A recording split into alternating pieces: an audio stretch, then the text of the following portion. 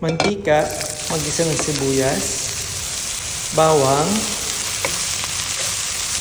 kamatis,